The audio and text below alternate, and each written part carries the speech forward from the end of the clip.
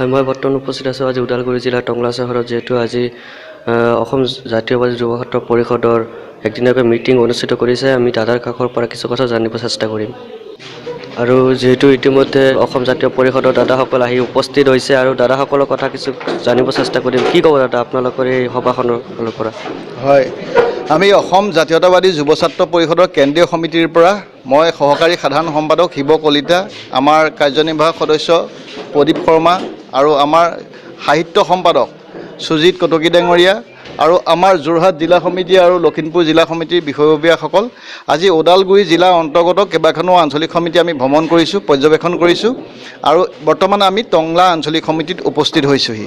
আচলতে অসম জাতীয়তাবাদী যুৱ ছাত্ৰ পৰিষদে আজি 44টা বছৰৰ আগতে অসমত পূৰ্ণ স্বায়ত্তশাসন, দ্বি নাগৰিকত্ব আৰু আন্তঃৰাজ্যিক পাৰপত্ৰ ব্যৱস্থা প্ৰৱৰ্তনৰ দাবীত যি দাবী উত্থাপন কৰি আন্দোলন কৰি আহিছে, তাৰ সমান্তৰালভাৱে অসমৰ যিখিনি জ্বলন্ত জাতীয় সমস্যা আছে, এই সমস্যাখিনি সমাধানৰ ক্ষেত্ৰত অসম জাতীয়তাবাদী যুৱ ছাত্ৰ পৰিষদে আপোচবিহীনভাৱে আন্দোলন কৰি আহিছে। আৰু আমাৰ সংগঠনটোক অতি শক্তিশালী কৰাৰ স্বাৰ্থত, সাংগঠনিক দিশ অতি শক্তিশালী কৰাৰ স্বাৰ্থত আজি আমি অসম জাতীয়তাবাদী যুৱ ছাত্ৰ পৰিষদৰ এই টংলা আঞ্চলিক সমিতিৰ বৰ্ধিত কাৰ্যনিৰ্বাহক সভাত উপস্থিত হৈছোঁহি আৰু এই কাৰ্যনিৰ্বাহক সভাতে কেইবাটাও গুৰুত্বপূৰ্ণ প্ৰস্তাৱ গ্ৰহণ কৰা হ'ব। ভৱিষ্যতৰ দিনত যুৱ ছাত্ৰ পৰিষদৰ টংলা আঞ্চলিক সমিতি, ওদালগুৰি জিলা সমিতিক শক্তিশালী কৰাৰ স্বাৰ্থত।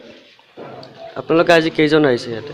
আমি বৰ্তমান কেন্দ্ৰীয় সমিতিৰ পৰা 3জন আহিছোঁ। ইতিমধ্যে মই ক'লোঁ যে মই সহকাৰী সাধাৰণ সম্পাদক শিৱ কলিতা আৰু আমাৰ সুজিত কটকী ডাঙৰীয়া, তেখেত সাহিত্য সম্পাদক, আৰু আমাৰ কাৰ্যনিৰ্বাহক সদস্য প্ৰদীপ শৰ্মা ডাঙৰীয়া, এই আমি 3জন উপস্থিত হৈছোঁহি। তাৰ সমান্তৰালকৈ যোৰহাট জিলা সমিতিৰ উপসভাপতি নৱজ্যোতি বৰা আৰু আমাৰ লখিমপুৰ জিলা সমিতিৰ উপসভাপতি বুবুলী হাজৰিকা আৰু যুটীয়া সম্পাদক দিগন্ত ভূঞা ডাঙৰীয়া আমাৰ মাজত উপস্থিত আছে। আৰু ওদালগুৰি জিলা সমিতিৰ সতীৰ্থসকল আমাৰ লগত আছে, সভাপতি প্ৰমুখ বিষয়ববীয়াসকল, আৰু আমি বিভিন্ন আঞ্চলিক সমিতি আজি পৰিভ্ৰমণ কৰিছোঁ, বৰ্ধিত কাৰ্যনিৰ্বাহক সভা অংশগ্ৰহণ কৰিছোঁ আৰু পৰ্যবেক্ষণ কৰিছোঁ।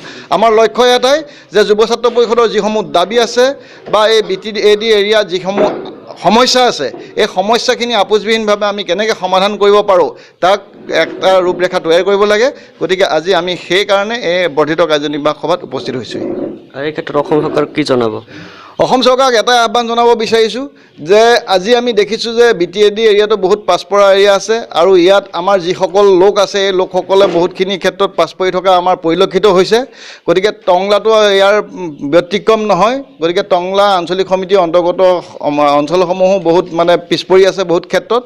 গতিকে আমি চৰকাৰক আহ্বান জনাম যে আমাৰ যিখিনি জাতীয় সমস্যা আছে, আমাৰ স্থানীয় নিবনুৱা সমস্যা আছে বা অন্যান্য সমস্যা আছে, এই সমস্যাসমূহৰ ক্ষেত্ৰত চৰকাৰে যাতে উচিত পদক্ষেপ গ্ৰহণ কৰে আৰু আমাৰ যিখিনি সমস্যা মেইনলি পূৰ্ণ স্বায়ত্তশাসন, দ্বি নাগৰিকত্ব, আন্তঃৰাজ্যিক পাৰপত্ৰ প্ৰৱৰ্তন, এই দাবীকেইটা লৈ আমি যিহেতু অসম জাতীয়তাবাদী যুৱ ছাত্ৰ পৰিষদে জন্ম লাভ কৰিছিলোঁ, গতিকে এই দাবীকেইটা যে আজি এটা ন্যায্যতা আছে অসমৰ ৰাইজে বুজি পাইছে, সেইকাৰণে আমি টংলাবাসী ৰাইজক, ওদালগুৰিবাসী ৰাইজক এই কথাখিনি অৱগত কৰিব আহিছোঁ।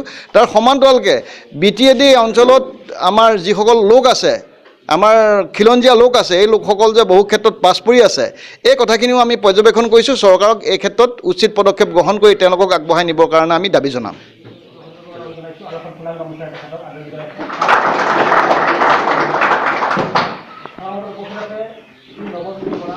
যিহেতু আপোনালোকৰ আজি এই সভাখনৰ ফালৰ পৰা নিজৰ জাতিটোৰ কাৰণে, সমাজৰ কাৰণে কি ক'ব? পোনপ্ৰথমতে সংবাদ মাধ্যমৰ পৰা আপোনালোকক ধন্যবাদ জ্ঞাপন কৰিছোঁ। আমি আমাৰ এই সভাখনৰ পৰা আমি এটা কথাই আমি স্পষ্ট কৰিব বিচাৰিছোঁ যে আমি অসম চৰকাৰক তথা অসমৰ ৰাইজক আমি এটাই বাৰ্তা দিব খুজিছোঁ যে আপোনালোকে অসমীয়াৰ হকে আপোনালোকে ওলাই আহক। আপোনালোকে দেখা পাইছে যে অসম চৰকাৰে বিভিন্ন নীতিৰ দ্বাৰা অসমীয়াক দমন কৰিব ধৰিছে। আজি আপোনালোকে দেখা পাইছে যে পুলিচৰ হতুৱাই কীৰ্তিকমল বৰাৰ কেনেকৈ এনকাউণ্টাৰ কৰা হ'ল, ভুৱা এনকাউণ্টাৰ। আজি এজন সুঠাম ডেকাক আজি ঘূণীয়া কৰি পেলোৱা হ'ল। তো মই এটা কথাই ক'ব বিচাৰিছোঁ যে আমি সমগ্ৰ অসমীয়া জাতিক মই এটা কথা ক'ব বিচাৰিছোঁ, আপোনালোকে মাৰ বান্ধি থিয় হওক। আপোনালোকে অসমীয়াৰ বিৰুদ্ধে চলা ষড়যন্ত্ৰৰ বিৰুদ্ধে আপোনালোকে মাত মাতক, অন্যথা আমাৰ অসমীয়া জাতি ধ্বংস হ'বৰ বাবে আৰু বেছি পৰ নাই। আমাৰ এই সভাৰ জৰিয়তে আমি সমগ্ৰ যি আমাৰ যুৱচাম আছে, যুৱচামক মই এটাই কথা ক'ব বিচাৰিছোঁ যে আপোনালোকে শিক্ষিত, আপোনালোকে শিক্ষাৰ উচিত ব্যৱহাৰ কৰক। আপোনালোকৰ নিজৰ বিবেকক সোধক যে অসমখনত হৈ থকা প্ৰতিটো কাম কাজ এতিয়া শুদ্ধ হৈ আছেনে? আপোনালোকে সোধক, আৰু সুধি আপোনালোকে এই যে অসম চৰকাৰে অসমীয়া জাতি নিশেষ কৰাৰ যি পৰিকল্পনা হাতত লৈছে, এই পৰিকল্পনাক নিশেষ কৰিব লাগে আমাৰ অসমীয়া যুৱচামে। আৰু মই যুৱচামক আমাৰ ফালৰ পৰা আমি এইখিনি অনুৰোধ কৰিব বিচাৰিছোঁ। ধন্যবাদ।